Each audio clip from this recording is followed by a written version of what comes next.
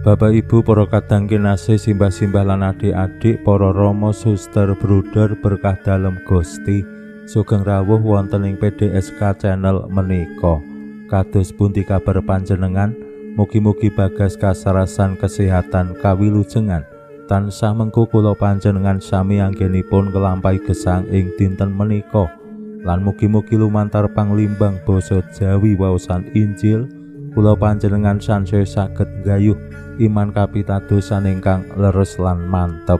Langkung-langkung anggenipun kula panjenengan kanthi bungah suka gembira bangun paguyubaning umat komunitas ingkang begja rahayu, komunitas bahagia. Welimbang bab wungu dalem Gusti pancen boten gampang, awit naminipun tangi saka pati pengalaman-pengalaman kados mekaten kula kinten dereng wonten. Mbok menawi kados mati suri ninggih ing atase mati suri kemawon le mahami ugi radi kangelan menapa malih estu sampun seda lajeng wungu. Nah menika sacara akal sehat boten gampil dipun tampi. Pengalaman kebangkitan ingkang dipun tampi dening para murid komunitas ingkang paling caket kalian Gusti Yesus rikala sugenge menika nggih boten gampil dipun tampi sacara akal sehat dipun pahami. Gusti Yesus lumantar waosan Injil dinten menika mbuka budinipun para murid saengga lajeng saged tepung kalian Gusti Yesus. Yen kula panjenengan tingali pengalaman-pengalaman kebangkitan Maria Magdalena murid Emmaus kala wingi menika nggih amargi Gusti Yesus ingkang lajeng biyantu paring pitulungan dumateng para murid supados saged tepung. Kula panjenengan sami anggenipun bangun iman kapitadosan menggaing wungu dalem Gusti tetep nggih nyuwun supados Gusti kersa ngrentahaken budi sing wening, budi sing tinarbuka amrih saged mahami kados pundi pengalaman wungu dalem menika.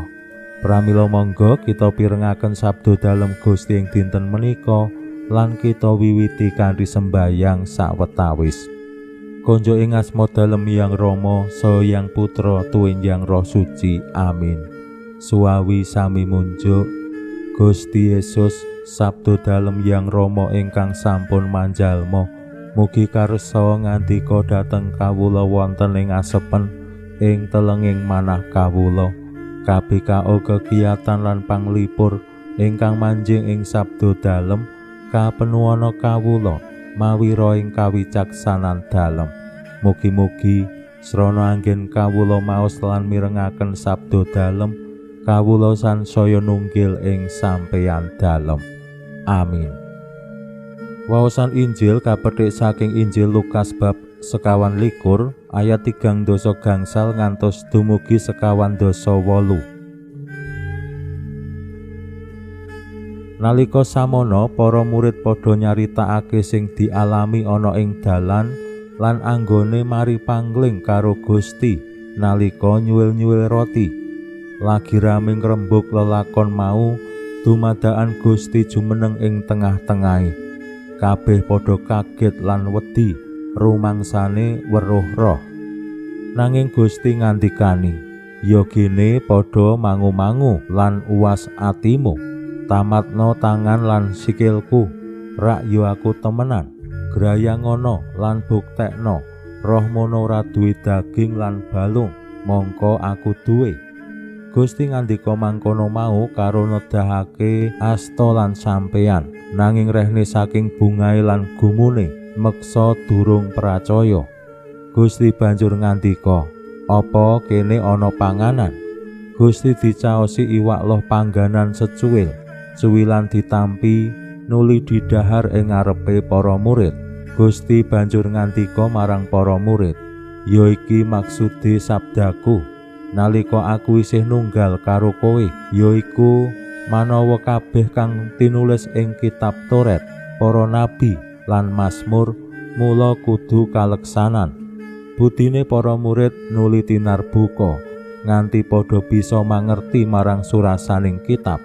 Pangandika dalem kang tinulis ing kitab yaiku Sang Kristus mula kudu nandhang sangsara lan 3 dinane wungu saka ing antarane wong mati, lan atas asma dalem bakal diwartakake pamartobat lan pangapuraning dosa marang kabeh bangsa wiwit saka ing Yerusalem.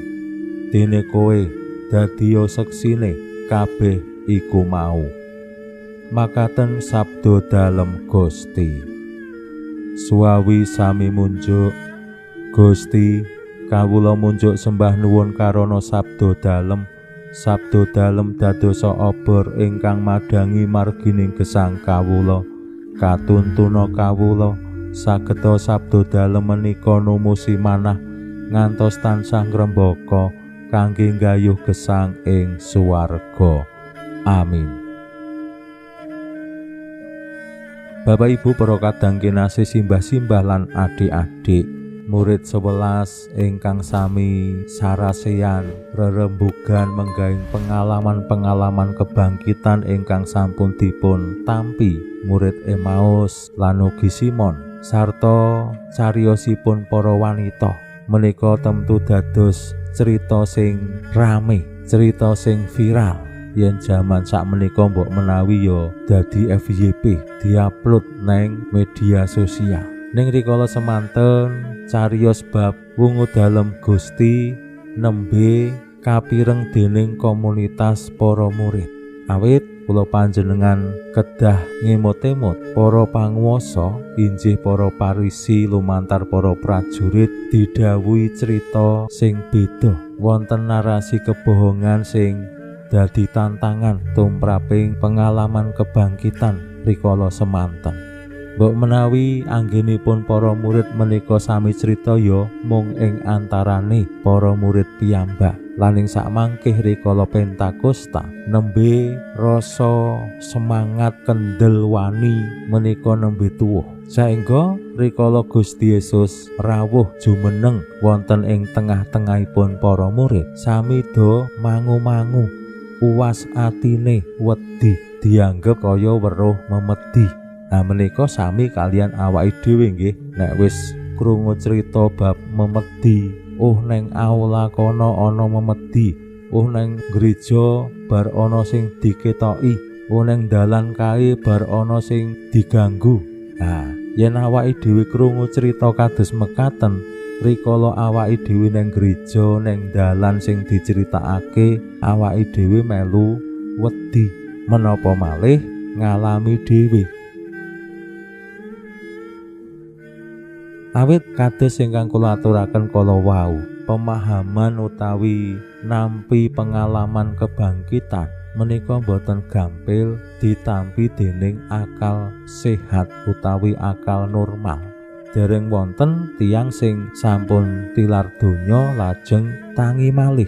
Mila rikala Gusti Yesus rawuh, para murid miterat kula nggih lumrah yen terus wedi, mangu-mangu, bingung tenan apa ora ya iki Gusti Yesus. Aja-aja mung roh sing membo-membo Gusti Yesus. Aja-aja iki setan sing pengen nggodha terus ngetingal mawujud kados Gusti Yesus.